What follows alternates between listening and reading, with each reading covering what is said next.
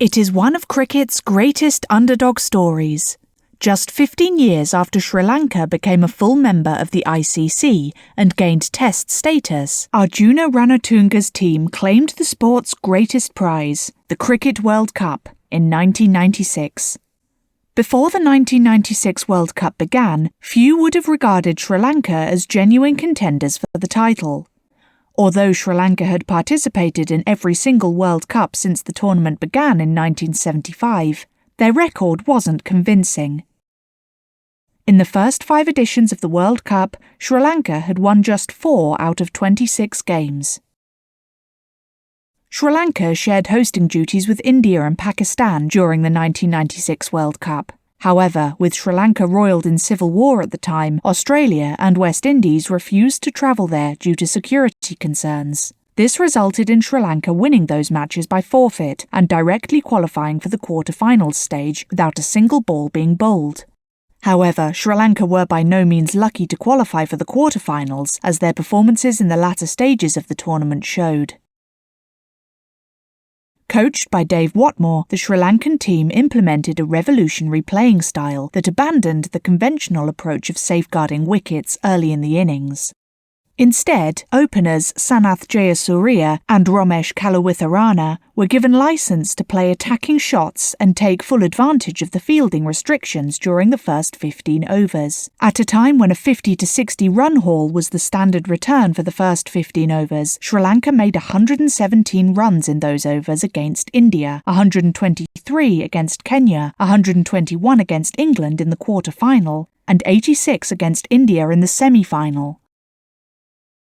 Another hallmark of Sri Lanka's triumph was the depth of their batting order, which was exemplified by the reliable Aravinda de Silva.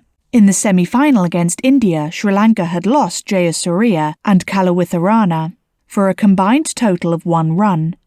Asanka Gurusena, who so often played the anchor role, also fell shortly after, having scored just 1 run, demonstrating the depth of their batting order. Aravinda de Silva blasted a memorable 66 from 47 balls, whilst Roshan Mahanama made a composed score of 58 with contributions right down the order.